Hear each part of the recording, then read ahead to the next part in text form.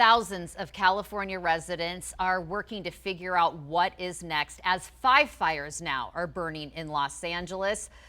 Last word, at least 10 people losing their lives, 5,000 structures wiped out, more than 180,000 people under evacuation orders. This latest fire to break out is the Kenneth Fire just north of the Palisades fire. This is the Calabasas Woodland Hills area. As of right now, about 1,000 acres wiped out. Firefighters battling this as we speak, and it's at 0% containment. Thank you for being here. It is 6:02 on this Friday morning. I'm Kim Wagner, and the firefight continues in Southern California, trying to get a handle on really LA County burning out of control. And we have live team coverage as we track these wildfires. We have you covered right here in the studio with Evan Schreiber on the live desk and our meteorologist Chloe Coast. But we also have teams out in the field. News 3's Kristen Drummond has traveled to the Los Angeles area. She's reporting on the Palisades fire this morning. Andrew Nomura right here in Las Vegas at one of our local gas stations, talking about some of the weird stuff that we witnessed yesterday with people going to gas up in panic mode. But we begin with Kristen Drummond in LA. And Kristen, you were here with us yesterday morning and we got a lot of new information. Have you seen any progress since you've been on the ground? Well, Kim, we know that there is 6% containment of the Palisades fire, which has burned about 20,000 acres so far. So about an hour ago, I told you I was in a parking lot next to the Pacific Coast Highway, which is just at the bottom of the Pacific Palisades. And I want to show you what's going on this morning. It is very active in the 6 a.m. hour. You can see a fire truck over here. Crews right now are changing a tire. I was told that they have 5 nails that they ran over, so they've got to get that changed so that they can go back up and start fighting those flames. Now, if we take a look over here and walk a little bit, you can see there are a number of fire trucks right now that have lined up. They're getting refueled to go back up to also fight the fire. So this is really the area where they are regrouping, coming together.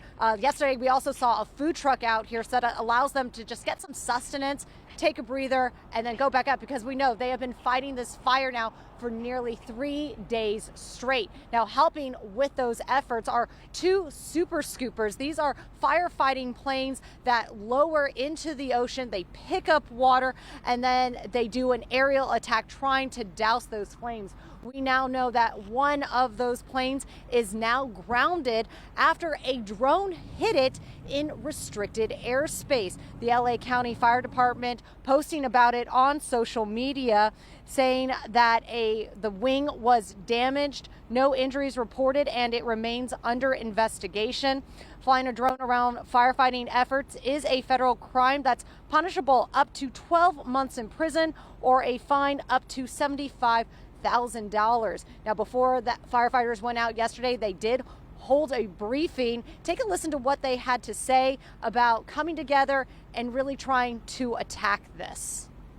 Obviously a very destructive event so far, but there is hard work going on. We recognize that. We recognize, as said by operations, many of the crews out here have been here since the beginning and got very little sleep to no sleep. It's what we have. Resources are in order. We are going to improve. There are multiple fires in just the general area, and we will get through this together. Getting through it together. That's also the sentiment for so many who live in this community. They were returning into the neighborhood despite police blocking major access to it. But there is a bike path along the Pacific Coast Highway that parallels it. So a lot of people were using their bikes, scooters, or just hiking back in to see if their house was still there or not. But we do know police are staying very vigilant, trying to make sure those roads are clear for firefighters to get up into these canyons to battle this blaze, and also keep those people out who aren't supposed to be here but trying to take advantage by stealing items from people's homes while they are evacuated. Of course, we will be out here all day and reporting on the very latest for News 3.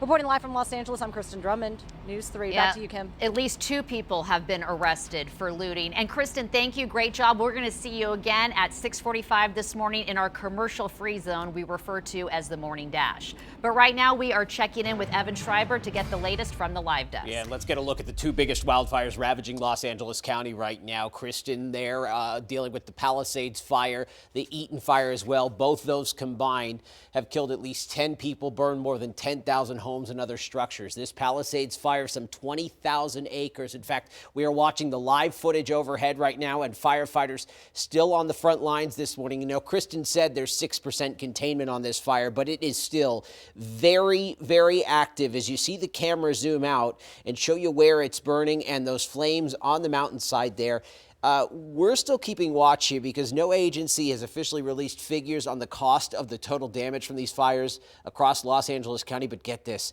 there are some estimates from private companies that the economic loss will be at least $135 billion.